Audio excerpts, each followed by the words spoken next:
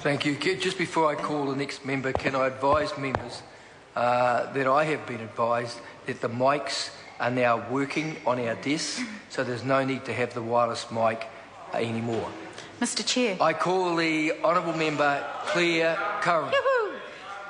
Mr. Chair, thank you. I'd like to take a call on Part 5 of this bill, and I'd like to just to say that that my colleague Jacinda Ardern made some very good points about the amount of money that is that could have been saved on this issue, on this particular part of the bill, which is around films, videos and publications classification, and how it's a travesty that this bill is only just going through the Parliament now.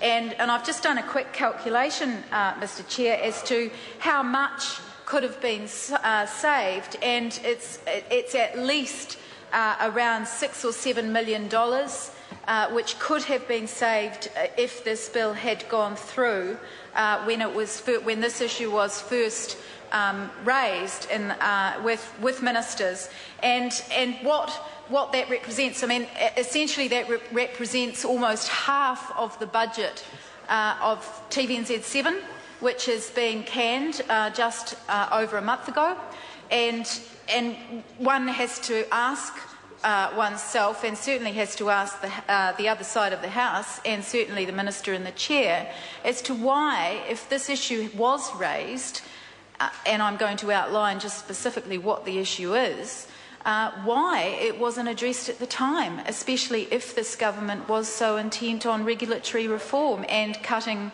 red tape. So I'd just like to draw the House's attention to what the issue is, because it really is about bringing the labelling of DVDs and video games into the 21st century, really, and creating a harmonisation between the classification of films that are shown at the movies and the DVDs that we watch in our homes. And most DVDs, the issue is, Mr. Chair, that most DVDs and some video games that are supplied to the public have to have, as my colleague Jacinda Ardern said, labels affixed. That's an interesting word, affixed. It's not a word that we normally use, but they do have to have labels affixed to them showing their rating or classification. And currently those labels take the form of stickers. Now they're time-consuming and expensive for the industry to actually affix, because they have to do it manually.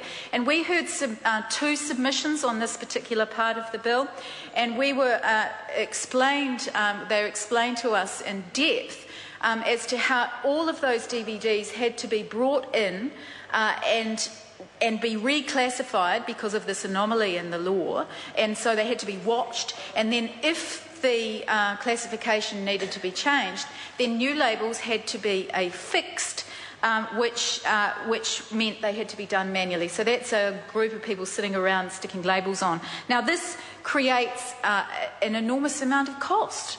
Instead of allowing the harmonisation of how the actual movie gets classified with the difference with the DVD. So, and also meant that consumers, as I think probably a number of us have discovered when we go to the DVD store, if any of us still go to the DVD store, can be confused as to the majority of DVDs and games are imported, and yet they carry the New Zealand sticker label and a foreign printed label. So when you're actually going in and having a look to choose a DVD, often it's a bit hard to tell as to which actual classification it has. So what this bill does, it allows the industry the flexibility to either print or physically affix the labels, which, and as we've heard, is expected to result in compliance, substantial compliance savings, and those savings are lower than initially estimated because of the reduction, and this I suppose is an issue, Mr. Chair, and this does go to the change in technology. But my understanding is from the submitters that did come to the Select Committee is that the DVD industry is still alive and well, and having recently joined a DVD shop myself, I am aware of how, just how alive and well it still is, because not all New Zealanders are downloading movies illegally on the internet. They still actually, or legally, they actually still go to the DVD shop, and there is something to be said for going to the DVD shop, but the confusion is as to when, especially when you've got children, Mr Chair. I call the Honourable Trevor Mallard. Mr Chair, it's not my intention to take a